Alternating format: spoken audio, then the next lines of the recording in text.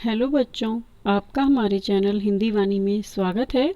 आज हम पढ़ेंगे कक्षा 10वीं की पाठ्य पुस्तक स्पर्श का दूसरा पाठ। पाठ का नाम है मीरा। आज इस भाग में हम मीरा के पदों की सप्रसंग व्याख्या पढ़ेंगे। पहले हम मीरा के जीवन के बारे में जान लेते हैं। मीराबाई का जन्म जोधपुर के चौकड़ी कुड़की गांव में 1503 में हुआ माना जाता है। 13 वर्ष की उम्र में मेवाड़ के महाराणा सांगा के कुंवर भोजराज से उनका विवाह हुआ।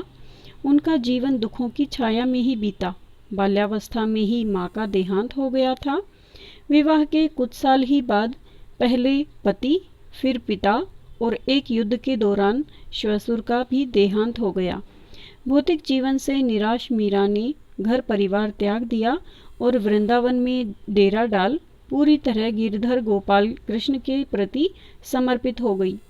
मध्यकालीन भक्ति आंदोलन की आध्यात्मिक प्रेरणा ने जिन कवियों को जन्म दिया उनमें मीराबाई का विशिष्ट स्थान है। इनके पद पूरे उत्तर भारत सहित गुजरात, बिहार और बंगाल तक प्रचलित हैं। मीरा हिंदी और गुजराती दोनों की कवयित्री मानी जाती हैं। संत रैदास की शिष्या मीरा की कुल 7-8 कृतियां ही उपलब्ध हैं। मीरा की भक्ति दैन्य और माधुर्य भाव की है। इन पर योगियों, संतों और वैष्णव भक्तों का सम्मिलित प्रभाव पड़ा है। मीरा के पदों की भाषा में राजस्थानी, ब्रज और गुजराती का मिश्रण पाया जाता है। वहीं पंजाबी, खड़ी बोली और पूर्वी के प्रयोग भी मिल जाते हैं। कहते हैं कि पारिवारिक संतापों से मुक्ति पाने के लिए मीरा घर द्वार छोड़कर वृंदावन में जा बसी थी और कृष्णमय हो गई थी। इनकी रचनाओं में इनके आराध्य कहीं निर्गुण निराकार ब्रह्म, कहीं सगुण साकार गोपी वल्लभ श्री कृष्ण और कहीं निर्मोही परदेसी जोगी के रूप में संकल्पित किए गए हैं। वे गिरधर गोपाल के अनन्य और एकनिष्ठ प्रेम से अभिभूत हो उठी थी। प्रस्तुत पाठ में संकलित दोनों पद मीरा के इन्हीं आराध्य को संबोधित हैं। मीरा अपने आराध्य से मनुहार भी करती हैं, लाड भी लड़ाती हैं, तो अवसर आने पर उलाहना देने से भी नहीं चूकती। उनकी क्षमताओं का गुणगान स्मरण करती हैं तो उनके अनेक कर्तव्य उन्हें याद दिलाने में भी देर नहीं लगाती। आइए अब हम पदों की सप्रसंग व्याख्या पढ़ लेते हैं। सबसे पहली पंक्तियां हैं, हरि आप हरो जनरी भीर। इन पदों का भावार्थ है, प्रस्तुत पंक्तियों में कवयित्री मीराबाई ने श्री हरि यानी विष्णु भगवान से अपनी पीड़ा हरने की विनती की है। इसी वजह से वे हरि के उन रूपों का स्मरण कर रही हैं जिन्हें धारण करके उन्होंने अपने भक्तों की रक्षा की थी। यहाँ मीरा कह रही हैं कि प्रभु अपने भक्तों की पीड़ा हरने यानी उनके जीवन के दुखों को दूर करने के लिए जरूर आते हैं। अगली पंक्तियां हैं, द्रौपदीरी लाज राखी आप बढ़ायो चीर, भगत कारण रूप नरहरि धरियो आप शरीर, बूढ़ तो गजराज राख्यो काटी कुंजर पीर। इन पदों का भावार्थ है, मीराबाई ने हरि के विभिन्न रूपों का वर्णन किया है। प्रथम पंक्ति में मीरा ने श्री हरि के कृष्ण रूप का वर्णन किया है, जब उन्होंने द्रौपदी को वस्त्र देकर भरी सभा में ठीक उसी प्रकार उनकी लाज बचाई जिस प्रकार एक भाई अपनी बहन की रक्षा करता है। दूसरी पंक्ति में मीरा ने हरि के उस रूप का वर्णन किया है जब प्रहलाद की रक्षा करने के लिए हरि ने नरसिंह का अवतार लिया था और हिरण्यकश्यप का वध किया था तथा भक्त प्रहलाद की रक्षा की थी। तीसरी पंक्ति में मीरा ने हरि के उस रूप का वर्णन किया है जब हरि ने डूबते हुए बूढ़े गजराज की रक्षा के लिए मगरमच्छ का वध किया था। यानी तीनों ही पंक्तियों में मीरा ने श्री कृष्ण के विभिन्न अवतारों का उदाहरण दिया है कि उन्होंने किस प्रकार से अपने भक्तों की रक्षा की थी। आगे पंक्तियां हैं, दासी मीरा लाल गिरधर हरो म्हारी भीर।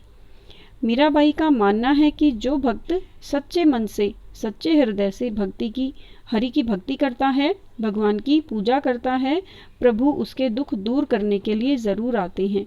इसलिए मीरा प्रभु से खुद की पीड़ा दुख करने के लिए विनती कर रही हैं, प्रार्थना कर रही हैं।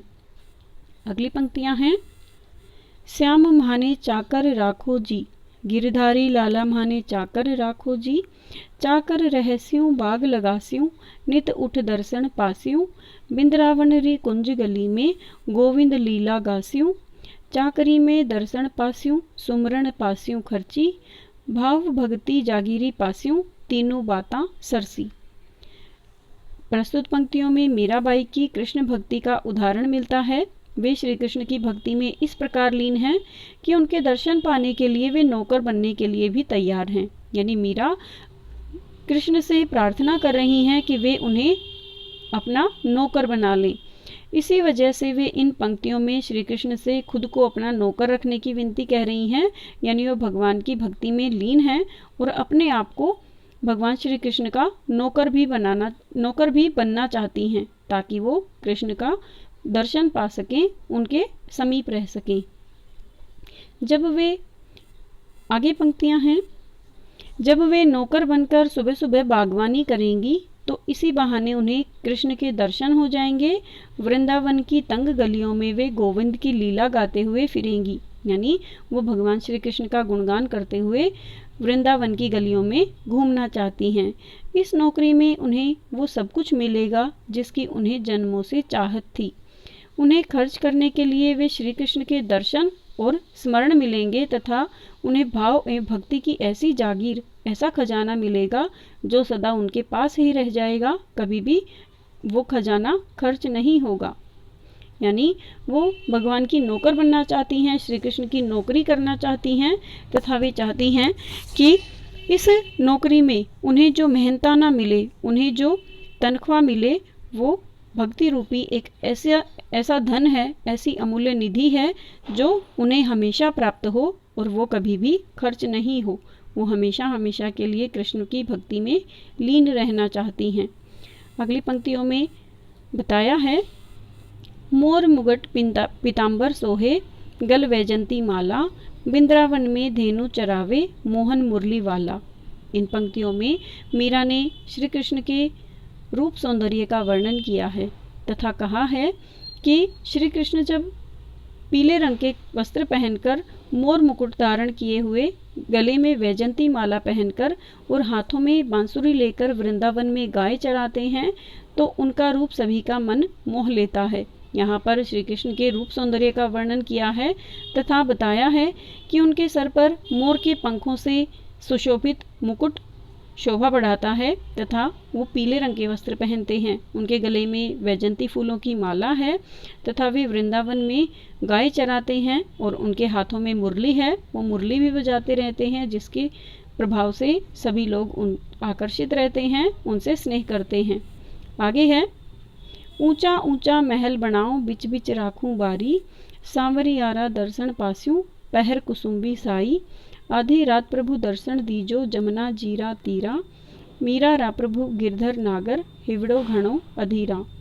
इन पंक्तियों में मीराबाई ने श्री हरि के दर्शन पाने की अपनी तीव्र इच्छा का वर्णन किया है। यानी वो तुरंत ही अपने आराध्य कृष्ण का दर्शन करना चाहती हैं और वो बहुत बेचैन हैं। वे ऊंचे ऊंचे महलों के बीच में बाग लगाएंगी जिनके बीच वे साज श्रृंगार करके कुसुम्बी अर्थात लाल रंग की साड़ी पहनकर श्री कृष्ण के दर्शन करेंगी। वे तो श्री कृष्ण के दर्शन के लिए इतनी व्याकुल हो गई हैं कि उन्हें लग रहा है कि आधी रात में ही श्री कृष्ण उन्हें यमुना नदी के तट पर दर्शन देकर उनका दुख हर लेंगे। यानी मीरा अब कृष्ण के दर्शन पाने के लिए बहुत अधिक व्याकुल हैं और वो चाहती हैं कि वो लाल साड़ी पहनकर कृष्ण के दर्शन करें तथा आधी रात को ही यमुना नदी के किनारे कृष्ण उन्हें दर्शन दें और उनके सभी दुख दूर कर दें। उम्मीद है बच्चों आपको ये व्याख्या समझ में आ गई होगी। अगले भाग में हम मीरा के पदों के अभ्यास प्रश्नोत्तर पढ़ेंगे तथा समझेंगे। धन्यवाद।